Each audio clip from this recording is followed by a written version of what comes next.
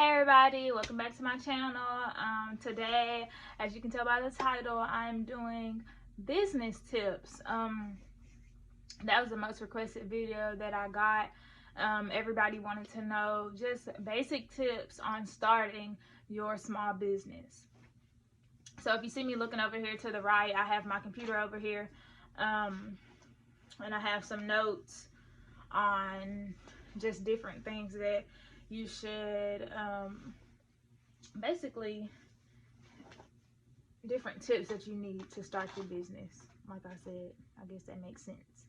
Anyway, let me get started. So number one, consistency. This is also at the very end of the tips, because I'm gonna kind of try to go in order of what I think you need from step by step. But consistency is the number one thing. It's the beginning, it's the middle, and it's the end. You need to be consistent with everything you do, even starting out. So if you say, hey, I'm gonna do this, you need to be consistent. You need to make sure that you get your product out. You need to make sure, even if it's a physical product, if it's a digital product, or even if it's a service, you have to be consistent with everything you do. And I'm always gonna reference my hair business because it is the business that got me to making six figures as a teenager. So I know it works. Right now, of course, I'm starting a new business and it's kind of fresh, but my hair business is the one thing that I can reference and tell you I know for a fact this works. So let me just give an example. So all of my clients love me because I am always on time. In the past, like 3 or 4 years, I've probably been late for maybe 5 appointments. And I knew I was going to be late 2 or 3 hours before, or even the day before. I knew that I was going to be late if I had to run to the hair store or something. I knew it. So there was never a time where my client showed up and I wasn't there. Never. And that's just one thing that I stay consistent at. So when I'm doing hair, and my clients have had horror stories with other hairstylists, and it's always Lexi would never, and Lexi would never, literally never. But that's because I stay consistent, and that's one thing that they can count on me to do, is to be on time at all times. Even when I have a client before them, I'm going to be on time. I schedule myself accordingly. But yeah, so you need consistency. Number 2, be original. I do not know how many times somebody has messaged me and showed me, Lexi, didn't you do this? Or Lexi, wasn't that your idea? And I'm not saying in any way. I love inspiring people. Be inspired by everything that I do. Take everything that I say and run with it and do it. But you will not succeed off of somebody else's business plan. And I have to tell people that so many times. You will not succeed off of something that does not work for you. What works for one person does not work for the next, and it never will. I don't care what anybody says. Take the same exact business plan. I can give you my whole entire business plan, and it will never work for you because it's not for you. I am a big believer that God gives gifts to everybody, whether it's to start their own business or whether it's to go run a business for somebody else. God gives gifts to everybody, and He is not going to give your gift to somebody else. Granted, we might have the same gift of doing hair, but it won't be the same gift. Like, for example, like Camry Medlock. Girl can braid. When I say can braid her butt off, but we all know that Lexi can braid too. Not knocking her. That's the thing. We feel like, oh, well, we have to knock other people to be great. You don't. Me and her both, we have our clientele, and the girl is bomb. But we can say that about each other. We don't have any problems with each other or anything, and that's what I feel like people fail to realize. You can be original with also supporting the other businesses and everything. Like, you don't have to knock off their brand just because you want to be like them. You don't. But a lot of people don't look at it that way. But anyways, number 3, find your purpose. Why are you doing this? Why are you getting into the business that you're getting into? Answer a question. That's what most businesses are. Businesses are. Answer a question. What need are you fulfilling? Like me, I like doing hair. I love doing hair, but I'm also making others feel good. So that's the need that I'm feeling. And that's what I said. Ask yourself a question. How am I helping somebody? How am I helping somebody with this service? How am I helping somebody with this product? Even if you sell clothes, I want to make people look their best during the winter. If you sell jackets, I want to make people look their best during the summer. If you sell bathing suits, I mean, the options are endless, but you have to find your purpose in what you are doing, because if you don't have a purpose, you won't be able to continue with the consistency that you've started. You won't be able to keep on going, because it's so easy. I'm not going to say it's just easy to start a business, but it's so easy to say, you know what, I'm about to start doing this, or you know what, I'm going to start selling this. And that also goes into the difference between a business and a hustle. And I'm going to do a whole different video on that, but just to touch on it, a business is a business. You have your paperwork, you're consistent, you have all of these things together. And a hustle is, hey, I'm selling this, and then once they go out of season, hey, I'm selling this. That's a hustle, but that's a whole nother video. Probably my next video, because I really do need to touch on that. But anyways, let me get to number 4. That's put in the time. You have to put in the work. You're not going to be Walmart.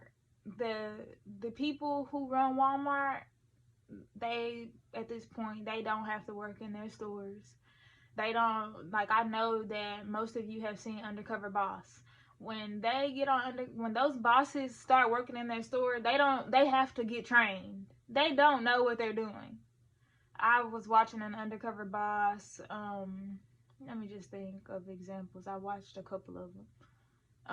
One, they were in this was, I can't remember if it was a man or a woman. They owned hotels, and they were doing they went undercover on one of their hotels as the hospitality person, the maid, basically.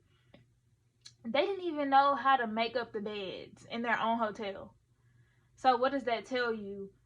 They are so high up that they don't have to do that. But baby, that's not you. When you're starting your business, you got to do everything. And 9 times out of 10, you're going to be your own accountant.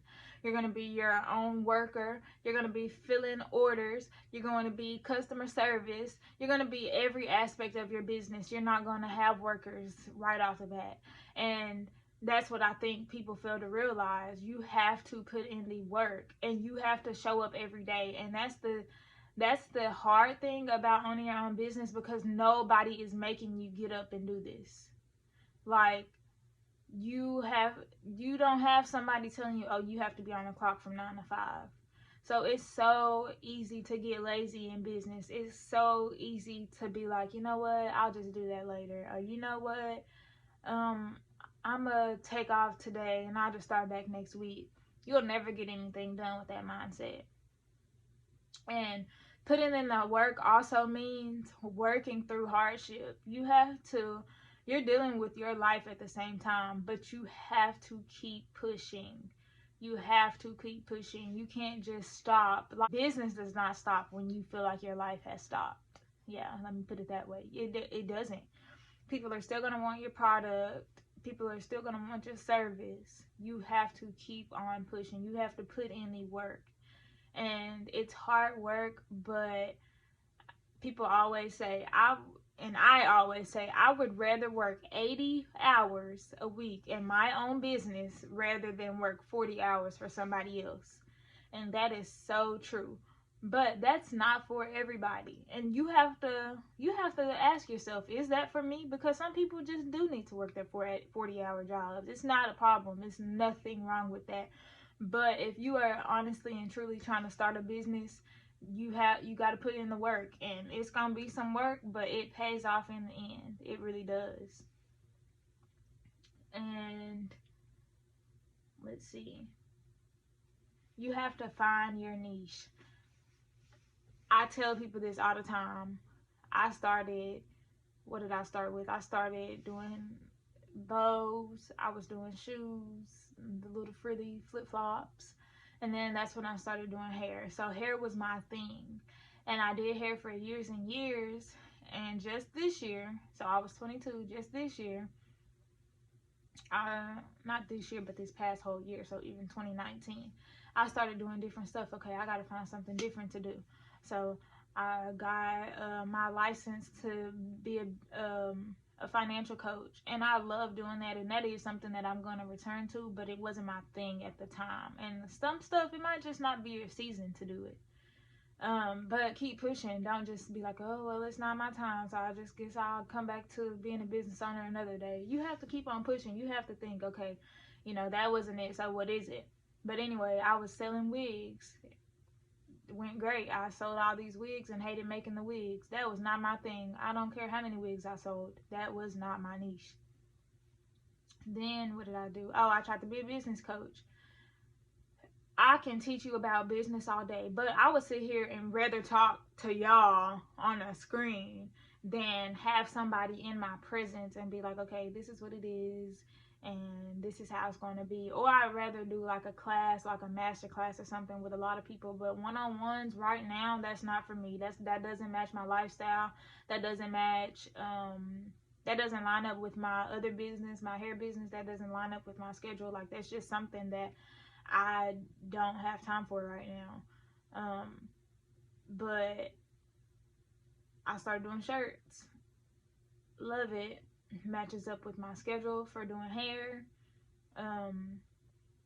Something that I love doing. Something I love designing the shirts. I love the outcomes of them. I love seeing people happy, especially because I do business shirts. I do a lot of printing logos on people's shirts or whatever. So they're seeing something that's theirs, like their baby. Like, it's way more than just putting a slogan, or not a slogan, like a quote on a shirt. It's their baby, something that they put in time for. And I love it. I love the outcome. So even with me saying that, what did I do? I answered the question. I found my purpose. That was the question that I answered. What am I trying to do? And I'm trying to make people happy. I'm trying to help people start their business. That's what I'm trying to do. And it's working for me. But yeah, so what number am I on? I don't even know what number I'm on. I'll put the number up on the screen. Next thing, keep quiet. Y'all, if I see one more person post on Facebook, y'all, if I start selling keychains, who gonna buy them? Y'all, if I start selling hair, who gonna buy it? First of all, everybody who comment and say they gonna buy it, no. You might get 50 comments, and when you come out with it, one of those people gonna buy it. It sounds good. I'm not saying that they're flat out lying to y'all. Hold on, let me see what time it is. Okay. I'm not saying that they're lying to y'all, but it's just flat out. But I'm gonna just say it sounds good. It sounds great. But they're not your target audience, and I'm sorry to say that, but they're not.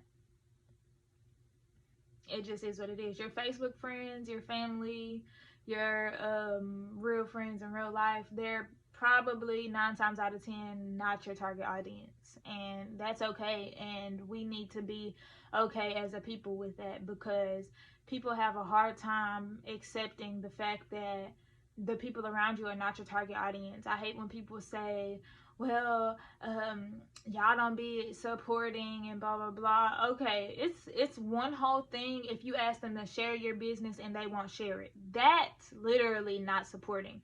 But just because people won't buy from you, that doesn't mean that they're not supporting. They're not your target audience. I don't care if we have 10 different hairlines and 10 different type of people will buy from those specific hairlines, and it's because the specific target audience. One person might have a hairline and they're catering to the young community, maybe from 20 to 25, that wears only 30-inch bundles. They want it down to their booty. But then we might have Sally Mae over here. She only sells short hair for the older women who want bobs and who want sophisticated looks and who have office jobs. It just honestly depends. You have to keep quiet because you're doing too much talking.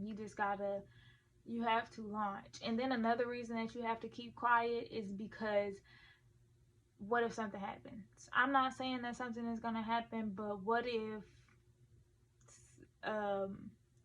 you don't get your product in on time? Or what if you just need a little breather before you launch? You cannot tell everybody what you're doing. I'm not saying that people are going to be hating on you. I'm not saying any of that. But you have to keep quiet until it's time to launch, until you have everything together. Keep quiet. And that's just what it is. And the next tip is going to backdoor off of that one, where I say your target audience. You have to find your target audience. You need a specific target audience. I used to think that, oh, my target audience is women like 25 to 35. I want to help them start a business. Probably people who feel like, okay, I've been working a job that I'm on for too long, blah, blah, blah. And I realized that I needed to be more specific. I need, first of all, I need a dynamic of women who are ready to go, who are ready to get at this. They are sick and tired of being sick and tired. They have been saying that they're going to start this business for so long, and it's time. It's time. That's the target audience that I was going for. And that's who I'm aiming for, with, especially with my t-shirt business, not just women and men too. That's what I'm aiming for with my t-shirt business. Now with my hair business, my target audience is black women. Just to say the least, it's black women. So on Facebook, guess who I would befriend? All black women. I didn't care if I knew them or not. You probably get braids if you're a black woman. That's just the issue. And not saying that white women don't get braids, but out of 20 black women, only one white woman is going to get braids. So black women was my target audience. And now with that, it was very, very just vague on who my target audience was. But like I said, my t-shirt business, I know exactly who I'm targeting. And that's what I think that people have a hard time finding. I think that, honestly, I think that that's probably the number one thing that you have to do, is find your target audience. Once you know exactly who you're catering for, it's so easy to market to them. You might need a little bit of help on how to market to them, on like what to say, but you have to know who you're talking to know what to say. You can't just say anything that you want to say and be like, okay, I'm going to just put it out there. Like, who are you talking to? Who exactly are you talking to? Who is the woman? Who is the man? Who is the child that you're talking to? That's just what it is. You have to figure that out first. And then you can start with, okay, now I'm going to put in the time to do this. I'm going to put in the time to market. I'm going to put in the work. And I'm going to be consistent with it. And I'm going to end with consistency. Once you have done all of that, once you have put in the time, once you have found out what is for you, once you're being original, once you have been quiet about your thing until launch date. So we're talking about launch date right now. Once you hit your launch date, now we're saying, okay, it's time to go. It's go time. Time to be consistent on marketing. Time to be consistent on selling to people. Time to be consistent on putting out new content. Time to be consistent on showing up, because like I said, you have to show up every day. You have to show up for these people. Now you are a business. Now you people are looking at you. You're behind this business. Not many businesses these days start and you don't know who the owner is. So now you are your brand, and you have to be consistent. You have to show up every day. You are now the face of your brand, and you have to show up and show out. So that's all for today. Let me know if y'all want any more specific tips. Like I said, my next video will be about what's the difference between a hustle and a business. And make sure y'all like, comment, and subscribe. And I will see y'all later.